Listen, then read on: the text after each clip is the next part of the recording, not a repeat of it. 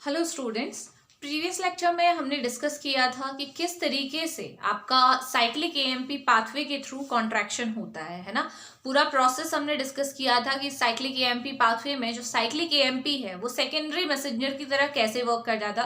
एक बार ब्रीफली हम रिवाइज करते हैं और उसके बाद आज हम जो देखेंगे वो ये देखेंगे कि साइक्लिक एएमपी के थ्रू रिलैक्सेशन कैसे होता है। बहुत टाइम आपने देखा होगा कि आपको दिया हुआ है कि ये particular compound cyclic AMP pathway को फॉलो करता है, तो आप देख रहे होंगे कहीं पे साइक्लिक एएमपी पाथवे के थ्रू कॉन्ट्रैक्शन हो रहा है, कहीं पे साइक्लिक एएमपी पाथवे के थ्रू रिलैक्सेशन हो रहा है। तो दोनों में ऐसा क्या वेरिएशन आ रहा है, क्या वो डिफरेंस है जिसकी वजह से कॉन्ट्रैक्शन और रिलैक्सेशन की प्रोसेस हो रही है। कॉन्ट्रैक्शन हम प्रीवियस लेक्चर में देख चुके थे कैसे हुआ था आपका। सिंपली हमने क्या बोला था कि जो जीपीसीआर है ऑब्वियसली साइक्लिक एएमपी पाथवे किसका पार्ट है, आपका जी प्रोटीन कपल्ड रिसेप्टर का। तो ये हमारा क्या है, जी प्रोटीन कपल्ड रिसेप्टर का स्ट्रक्चर है। 7 ट्रांसमेम्ब्रेन हेलिक स्ट्रक्चर होता है बिकॉज जो हमारा ये रिसेप्टर होता है 7 टाइम मेम्ब्रेन को क्या करता है, आपका क्रॉस करता है। हमने क्या बोला था कि जो आपका पूरा रिसेप्टर है इसका NH2 एंड में लिगेंड बाइंडिंग साइड होती है, जहां पे हमारा लिगेंड बाइंड होता है। जो भी मॉलिक्यूल, जो भी न्यूरोट्रांसमीटर, हार्मोन या मेडिसिन है वो यहाँ पे बाइंड होगी। और जो ये आपका एंड है ये आपका क्या है, कार्बोक्सिलिक एंड है। और इंट्रासेलुलरली हमारे पास क्या होता है, जी प्रोटीन बाइंडिंग साइट अवेलेबल होती है। अब हमने क्या बोला था कि जो जी प्रोटीन होती है वो अलग अलग नेचर में होती हैं। कुछ जी प्रोटीन ऐसी होती हैं जो कि क्या करती हैं, एंजाइम्स को एक्टिवेट करती हैं। कुछ ऐसी होती हैं जो इनहिबिट करती हैं। कुछ ऐसी होंगी जो किसी और एंजाइम को एक्टिवेट करेंगी। लाइक अगर मैं बात करती हूँ जीएस की, जो जीएस प्रोटीन है ये क्या करती है, आपकी एडिनाइलाइल साइक्लेस को एक्टिवेट करती है। अगर यहाँ पे जीआई प्रोटीन होती तो वो एडिनाइलाइल साइक्लेस को क्या करती, इनहिबिट करती।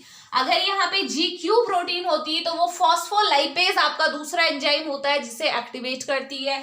अगर GO होती तो वो भी क्या करती है, आपकी GO प्रोटीन डायरेक्टली क्या करती है, आपकी पोटेशियम चैनल को ओपन कर देती है। तो ये कुछ चीजें थी जो हम प्रीवियस लेक्चर में पढ़ चुके हैं। तो अल्टीमेटली होता क्या था, ये हम पहले देख चुके हैं कि किस तरीके से लिगेंड आपका बाइंड होता है। इसकी बाइंडिंग की वजह से आपकी जो इंट्रासेलुलर जो प्रोटीन है, प्रोटीन में 3 सब यूनिट प्रेजेंट होती है, अल्फा, बीटा एंड गामा। जैसे ही लिगेंड की बाइंडिंग होगी तो अल्फा सब यूनिट से जीडीपी हट जाएगा और उसके बदले क्या आ जाएगा, जीटीपी आ जाएगा। जीटीपी जैसे ही अल्फा सब यूनिट से बाइंड होगा वैसे ही alpha unit beta gamma subunit से अलग हो जाएगी। देखिए अल्फा अलग हो गई, बीटा गामा सब यूनिट अलग हो गई। अल्फा जो जीटीपी के साथ कंबाइन है ये फटाफट से जाएगी किसके पास, एडिनाइलाइल साइक्लेस के पास, जो कि मेम्ब्रेन में प्रेजेंट है। ये जो है आपका एक्टिवेट हो जाएगा। इसके एक्टिवेशन से इंट्रासेलुलरली जो एडिनोसिन ट्राइफॉस्फेट है कन्वर्ट हो जाएगी साइक्लिक एएमपी में, एडिनोसिन मोनोफॉस्फेट में। और ये जो साइक्लिक एएमपी है यही क्या है, आपका सेकेंडरी मैसेंजर है। ये क्या करता था, प्रोटीन काइनेज ए को एक्टिवेट कर देता था। ठीक है, फिर हमने क्या देखा था कि जो ये प्रोटीन काइनेज ए है इसकी वजह से किस तरीके से सेल के अंदर कैल्शियम का लेवल बढ़ता है। पूरा डिटेल डिस्क्रिप्शन मैं प्रीवियस लेक्चर में दे चुकी हूँ। तो अगर आपने प्रीवियस लेक्चर नहीं देखा है तो पहले उसे देखिए, फिर आप ये करेंगे तो आपको बेटर समझ में आएगा। तो पीके की वजह से क्या हुआ, कैल्शियम का लेवल बढ़ा। कैल्शियम की वजह से क्या हुआ, कॉन्ट्रैक्शन हुआ। ये तो पूरा पाथ था हमारा कि कॉन्ट्रैक्शन कैसे होता है, साइक्लिक एएमपी की वजह से कॉन्ट्रैक्शन कैसे हुआ। अब देखिए रिलैक्सेशन कैसे होता है। ये जो आपको प्रोटीन काइनेज ए दिख रहा है ये क्या करता है, आपका ऑब्वियसली प्रोटीन काइनेज है। काइनेज एंजाइम क्या करते हैं, फॉस्फोराइलेट करते हैं। ठीक है, तो जो प्रोटीन काइनेज ए है एक प्रोटीन होती है हमारी, उस प्रोटीन का नाम है फॉस्फोलैम्बिन। फॉस्फोलैम्बिन, ठीक है, ये एक प्रोटीन है। पीके क्या करता है, इस प्रोटीन को क्या कर देता है, फॉस्फोराइलेट कर देता है। जैसे ही ये प्रोटीन फॉस्फोराइलेट होगी इट मींस ये क्या हो गई, आपकी एक्टिव हो गई। अभी तक अगर ये इनएक्टिव थी तो ये किस में कन्वर्ट हो गई, एक्टिव फॉर्म में कन्वर्ट हो गई, फॉस्फोलैम्बिन। और जैसे ही ये फॉस्फोलैम्बिन प्रोटीन एक्टिव होती है ये क्या करती है, हमारे आपको पता है इंपॉर्टेंट ऑर्गेनेल है जिसके अंदर कैल्शियम स्टोर रहता है। क्या नाम है इसका, सार्कोप्लाज्मिक रेटिकुलम। ठीक है, आप ध्यान रखिएगा कि सार्कोप्लाज्मिक रेटिकुलम की मेम्ब्रेन में इस तरीके से पंप प्रेजेंट होते हैं। ये पंप कौन से हैं, आपके कैल्शियम के पंप है। ये इनफ्लक्स करते हैं कैल्शियम का। ठीक है। इन पंप के थ्रू कैल्शियम एसआर के अंदर जाता है और फॉस्फोलैम्बेन इन्हीं पंप को क्या कर देता है, एक्टिव कर देता है। अब देखिए फॉस्फोलैम्बेन जो एक्टिव हुआ था, इसने क्या किया, इन पंप को एक्टिव कर दिया। इनको बोलते हैं sarcoplasmic reticulum calcium ATPase pump. ठीक है, तो इस पंप के थ्रू क्या होगा, जैसे ही फॉस्फोलैम्बेन इस पंप को एक्टिवेट करेगा तो बाहर जितनी भी कैल्शियम थी वो कहाँ स्टोर होने लगेगी, सार्कोप्लाज्मिक रेटिकुलम के अंदर ये कैल्शियम स्टोर होने लगेगी। और यही जो प्रोसेस है इसकी वजह से क्या होगा, सेल के अंदर सारी जितनी भी आपकी कैल्शियम थी वो फटाफट से जाएगी एसआर में स्टोर हो जाएगी।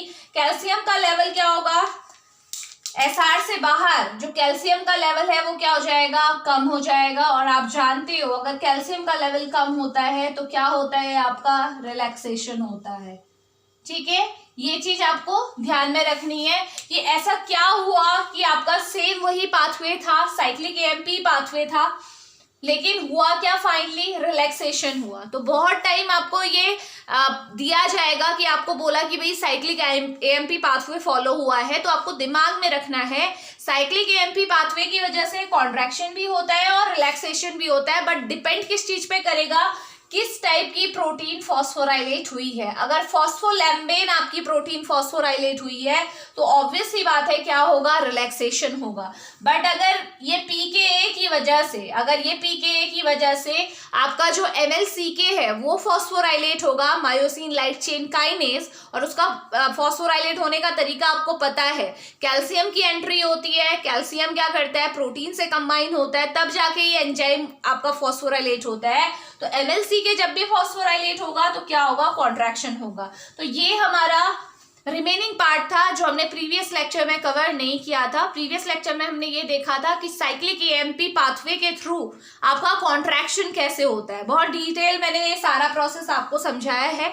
और आज जो आपने देखा वो ये है कि साइक्लिक एएमपी पाथवे के थ्रू रिलैक्सेशन कैसे होता है। बस एक चीज वेरी करेगी, वो क्या है कि प्रोटीन काइनेज ए कौन सी प्रोटीन को फॉस्फोराइलेट कर रहा है, और ये किस पे डिपेंड करेगा, लीगेंड पे डिपेंड करेगा। जिस टाइप का लीगेंड आएगा वो उस टाइप की प्रोटीन को फॉस्फोराइलेट करेगा। तो ये था all about the cyclic AMP pathway. Next lecture में हम करेंगे IP3 DAC pathway. Thank you.